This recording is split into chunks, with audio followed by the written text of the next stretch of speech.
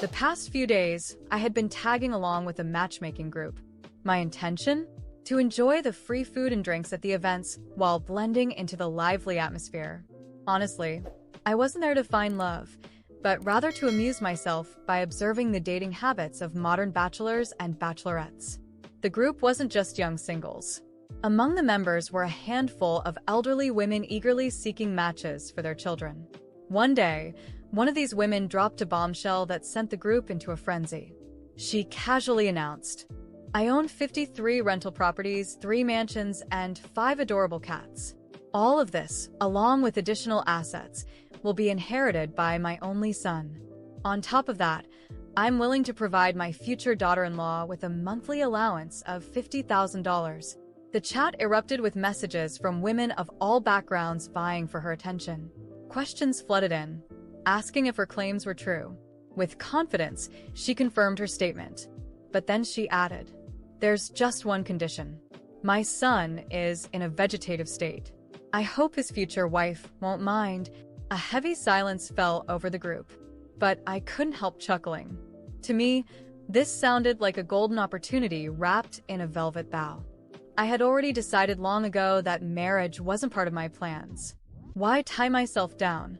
Life was better lived on my own terms. But if marrying a man in a vegetative state meant financial freedom, that didn't sound too bad. Clara Foster, had one great love in life: money. Without hesitation, I sent a message in the group chat. "Why would I mind? Your son is clearly my destined sleeping prince." The group exploded in laughter and applause. Messages poured in, calling me bold, funny, and even shameless. I didn't care. To me, it was all worth it. Moments later, the woman messaged me privately. "Are you serious? Do you actually want to marry my son, or are you just joking?"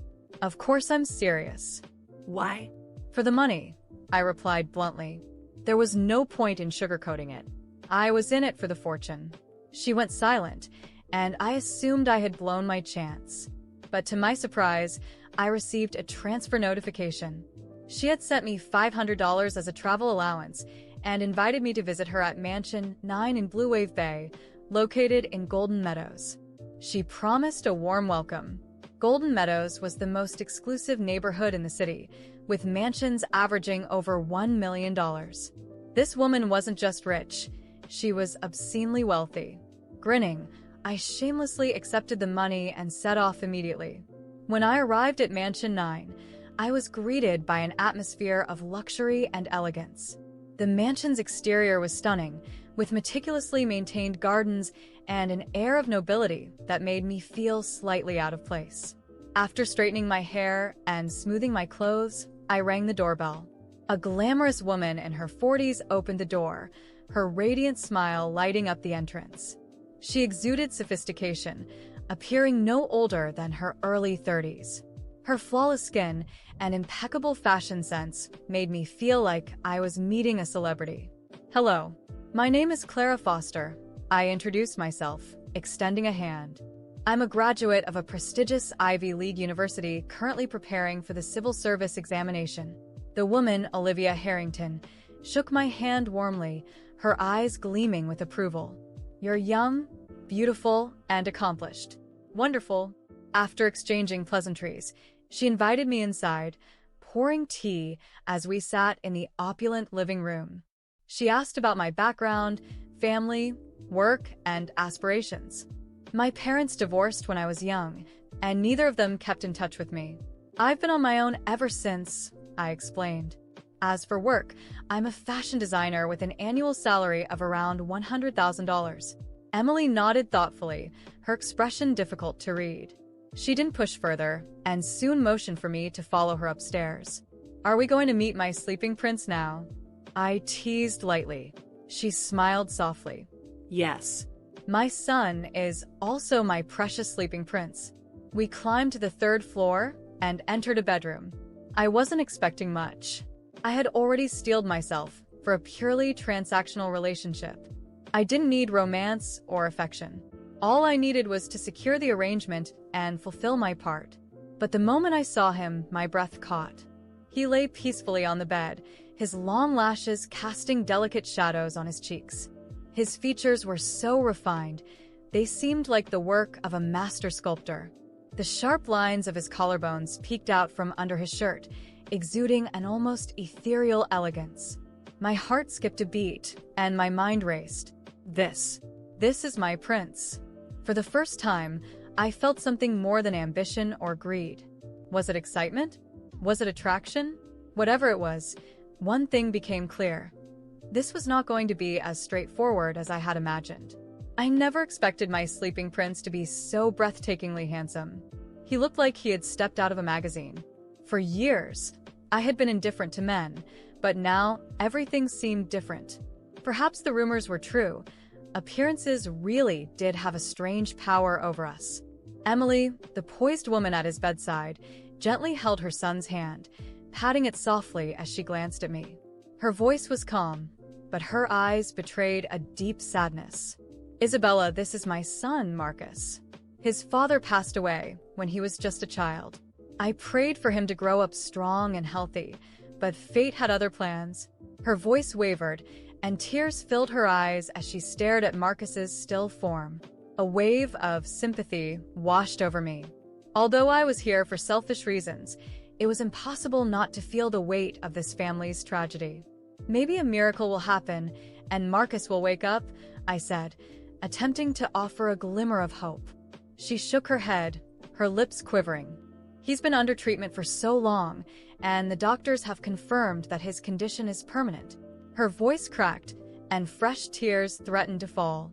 Unable to find the right words, I chose to remain silent. After a while, Emily composed herself and led me back downstairs. "Isabella, if you're willing, you can move in now. Stay here for 6 months, and if you don't change your mind, we can talk about the marriage." I blinked, surprised. "Move in now?" "Yes. My commitments in Silver Lake have been delayed far too long, and I must leave soon. The staff will help you settle in. Treat this house as your own," she said with a reassuring smile. I glanced around at the opulent mansion. Moving in here felt like stepping into a dream. This place radiated luxury and comfort. "All right," I agreed with a nod. Her trust in me was unexpected, but I wasn't going to waste the opportunity. Emily smiled warmly. "Good. Since you're here for financial reasons, I'll need to conduct a full background check." "That's fine with you, isn't it?" What a straightforward woman. "Of course," I replied without hesitation. She shook my hand firmly. "You're honest, Isabella, and I like that about you." Over the past 2 years, I've met many potential daughters-in-law, but none of them felt right. "You're the first who seems genuine." Her words caught me off guard. "Genuine? Me?"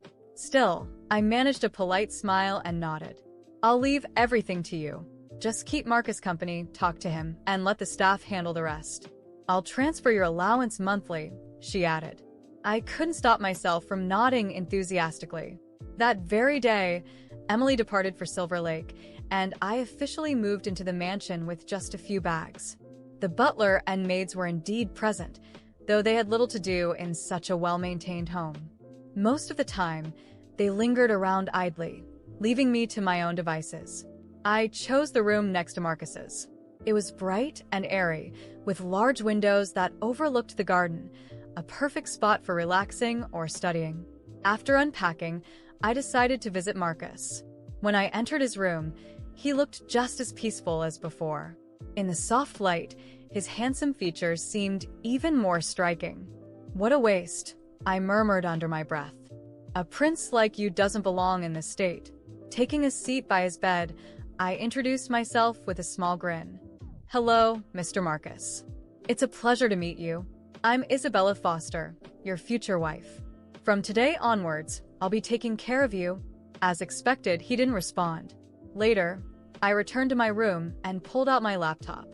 Curiosity got the better of me, and I started researching vegetative states. I learned there were 3 types. One where patients had minimal consciousness, another where they could open their eyes subconsciously but remained unaware, and the last, a permanent vegetative state, where no consciousness remained at all. Unfortunately, Marcus fell into the 3rd category. I also looked into the chances of recovery. While there were cases of miraculous recoveries, They were incredibly rare, 1 in a million at best. Techniques like stimulation and massage could offer slight improvement, but the odds were practically non-existent. With a sigh, I closed the laptop. A 1 in a million chance was as good as no chance at all. A faint cough startled me, pulling me from my thoughts. The cough had startled me, but I dismissed it as a coincidence. Perhaps one of the staff had been passing by, and I had simply overreacted. Still, the unease lingered. The next day, I woke up early and decided to visit Marcus again. His room was as silent as ever, and he lay there, motionless, with the same serene expression. I sat by his side, observing his face for a long moment. It was hard to believe that someone so incredibly beautiful could be trapped in a body without consciousness. Hesitantly, I took his hand and spoke softly. "I know you can't hear me, but I hope, in some way, you can feel that I'm here." I brushed my fingers across his forehead, a reflexive gesture, and was struck by the smoothness of his skin. "You don't deserve this," I muttered, more to myself than to him. "I know I'm here for selfish reasons. I'm doing this for the money. But maybe, in some way, this is better than nothing. Maybe you know, deep down, that someone is here for you." Over the following days, my routine began to revolve around Marcus. In the mornings, I would visit him, talk about mundane things, and read aloud from whatever book I could find in the house. In the afternoons, I took time for myself, strolling through the gardens or attempting to study, though my thoughts often wandered. At night, before bed, I would stop by his room for a brief goodnight conversation. One evening, as I was saying goodbye, I noticed something odd. His hand felt warmer than usual. It was subtle, but it caught my attention. I told myself it was nothing, just my imagination. Yet that night, I dreamed of him. In the dream, Marcus opened his eyes and smiled at me. His smile was warm, almost radiant, and though his lips moved, I couldn't understand what he was saying. I woke up with a start, my heart racing, and found it difficult to fall back asleep. In the days that followed, small details began to gnaw at me. One of the maids casually mentioned hearing a sound from Marcus's room during the night, but I dismissed it as her imagination. Still, something seemed to be shifting, whether in him or in me, I wasn't sure. I began to feel an inexplicable connection to him, as though he were becoming a part of my life in a way I hadn't anticipated. Then, one morning, while I was holding his hand and reading to him, I felt it. A faint movement. It was so slight I almost doubted myself, but his hand had undeniably responded to mine. My breath caught, and I stared at him, searching for any other signs of awareness. His face remained as still as ever, but I couldn't shake what I had felt. "Marcus? Can you hear me?" I whispered, my voice trembling. Of course, there was no answer, but my heart pounded in my chest. I reported what I had experienced to the family doctor, who came to examine him. The diagnosis remained the same, a permanent vegetative state. However, the doctor encouraged me to continue interacting with him. "There's no harm in providing stimulation. Even if the chances of recovery are slim, engagement is beneficial," he said in a clinical tone. I left the conversation frustrated but more determined than ever. If something was changing, I needed to understand it. One evening, while walking through the garden and reflecting on my life and the choices that had brought me here, I heard a sound from Marcus's room. This time, it wasn't a cough but something resembling a soft groan. I rushed upstairs, my heart racing. When I entered, he was as I had left him, still and peaceful. Yet, the atmosphere in the room felt heavier, almost charged. That's when I noticed the balcony door was open and the curtains were billowing in the breeze. I closed the door but couldn't shake the feeling that something was happening. I began to notice changes in the behavior of the house staff as well. The butler, usually calm and composed, seemed tense. The maids whispered to one another, abruptly stopping when I approached. I asked them directly if something was wrong, but they insisted everything was fine. One night, I woke up with a strange feeling and decided to check on Marcus. When I entered his room, I nearly stumbled. Something was off. The bed looked slightly different, as though someone had adjusted it. A faint scent lingered in the air, like perfume, though I hadn't worn any that day. My pulse quickened as I scanned the room for an explanation. I must be imagining things, I murmured to myself, leaving quickly. But the feeling wouldn't leave me. Day by day, it grew stronger. It was as if there was something everyone in the house knew, something I was being kept in the dark about. I was certain something was happening in that house, something no one wanted me to know. The feeling that the staff knew more than they were letting on consumed me day by day. My relationship with Marcus, which had initially been based on self-interest, had transformed into something I couldn't explain. He was there, motionless, yet his presence was so strong it was impossible to ignore. That night, I waited until everyone in the house was asleep. The absolute silence made every sound feel thunderous, but I was determined. I crept into Marcus's room, lit only by the moonlight streaming through the curtains. He was as he always was, but there was something about the atmosphere that made me feel I wasn't alone. I approached his bed and, for the first time, decided to examine the details around him. That's when I noticed something strange, a small journal tucked under the bedside table, almost out of sight. Carefully, I retrieved it and returned to my room. My heart pounded as I opened it, revealing pages filled with elegant handwriting, likely Emily's. The journal told a story that felt surreal.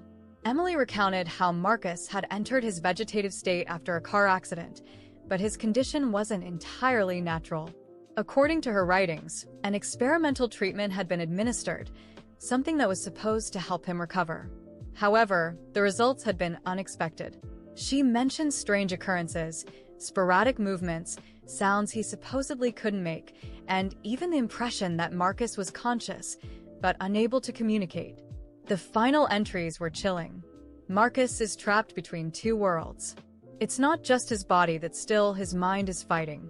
He's not completely here, but he hasn't left either. The doctors don't believe me, but I know he's trying to come back. I closed the journal, my mind racing. I needed answers. I returned to Marcus's room, a mix of fear and determination driving me.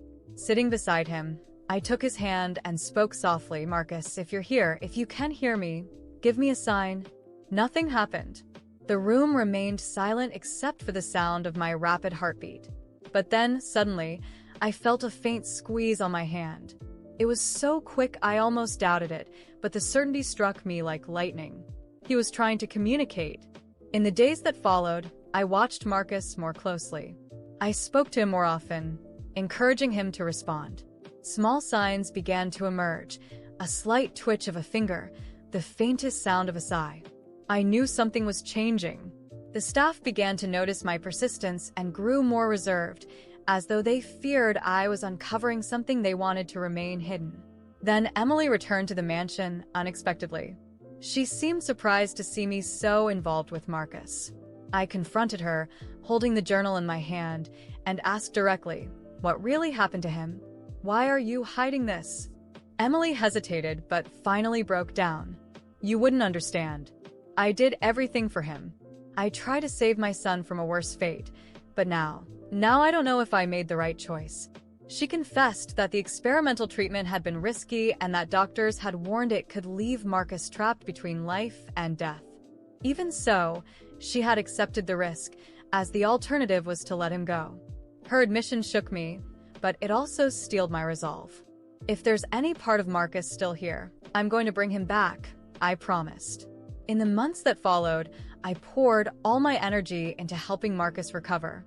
I read to him, played music, and encouraged Emily to hire specialists to evaluate new therapies. It was a slow, frustrating process full of moments of doubt, but gradually the signs of progress became undeniable. One day, as I held his hand and spoke about the garden, he squeezed my hand again, this time with enough strength to leave no doubt. Tears streamed down my face as I whispered, "You're coming back, Marcus." "I know you are."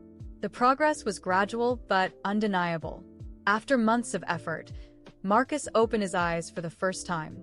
The moment was brief, but it was filled with meaning. His gaze met mine, and for a second, it felt as though everything around us had stopped.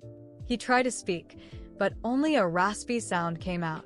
Even so, it was enough to fill me with hope. Emily wept with relief at seeing her son finally show signs of consciousness. The mansion, once so silent, became a place of renewed energy. The doctors were astonished, calling it a miracle. But I knew it wasn't just luck. It was Marcus's fight and the connection we had somehow built. In the end, I realized my initial motivation for being there had disappeared. The money no longer mattered. I was there for Marcus, for the person he was, and the life he still had ahead of him. As he continued to fight, I promised to stay by his side, not because I had to, but because I wanted to. What had begun as a cold agreement had turned into something real. Marcus was coming back, and I knew that together, we could face anything.